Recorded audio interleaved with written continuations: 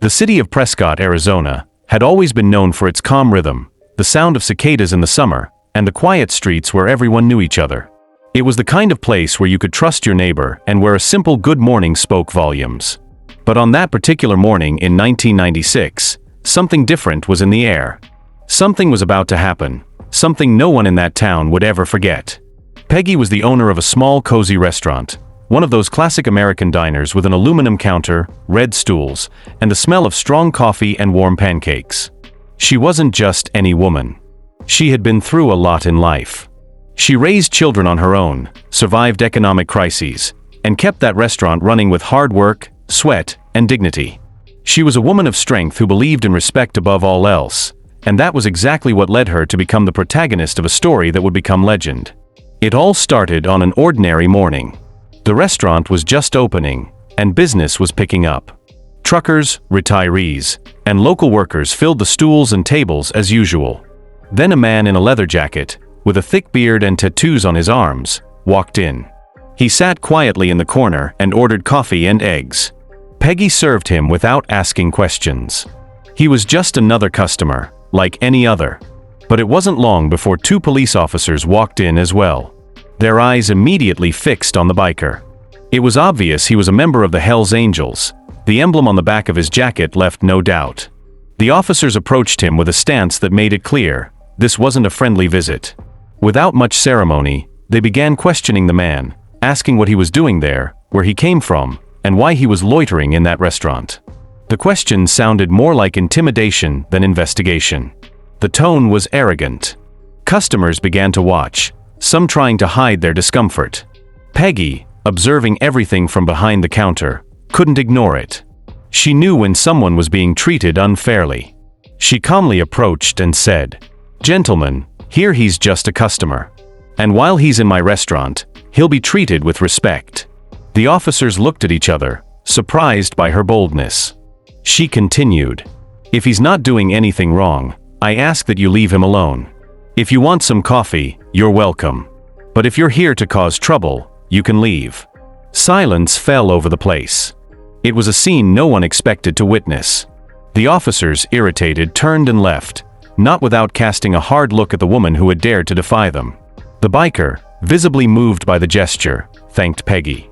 He said it wasn't the first time he had gone through something like that, but it was rare for someone to stand up for him. He paid the bill, left a good tip, and left quietly. Peggy went on with her day as if nothing had happened, unaware of what it would lead to. The next day, the sun had barely risen when Peggy arrived at the restaurant. She was preparing for another normal day when she heard a sound she had never heard quite like that before. Dozens of engines rumbling, getting closer. One after another, bikers began parking in front of her little diner. First 10, then 20, 30, until over 200 bikers, all wearing Hells Angels jackets, stepped off their powerful machines. Peggy's heart raced. She didn't know what to expect. She was alone, with only a few staff members, and the scene could have looked like an invasion. But what happened next was unbelievable. One of the group's leaders approached, took off his sunglasses, and extended his hand to her. "You stood up for one of ours.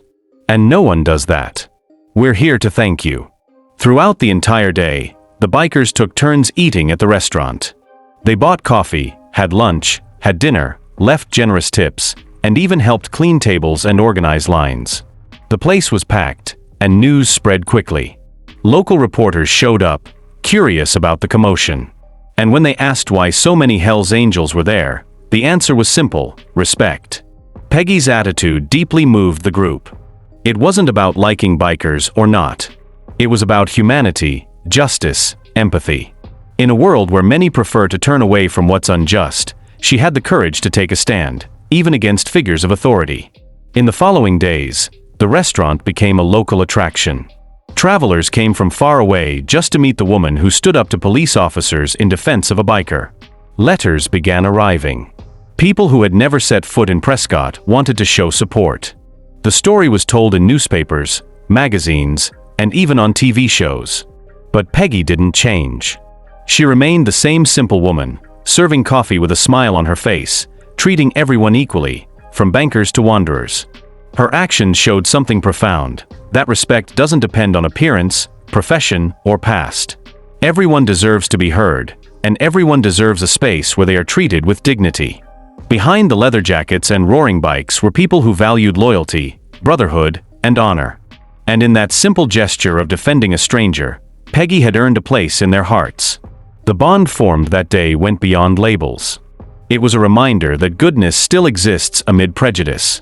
That it's still worth doing what's right, even when it's easier to stay silent.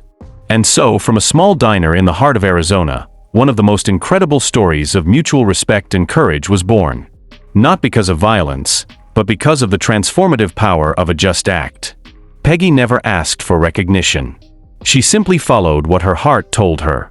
But she ended up receiving something rare, the respect of one of the most feared, and at the same time most loyal brotherhoods of the American road.